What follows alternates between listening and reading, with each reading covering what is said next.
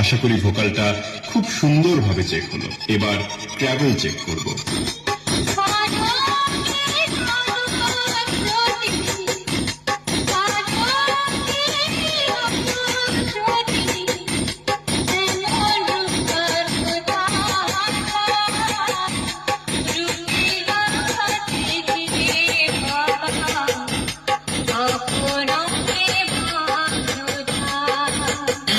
Vocal travel and bass.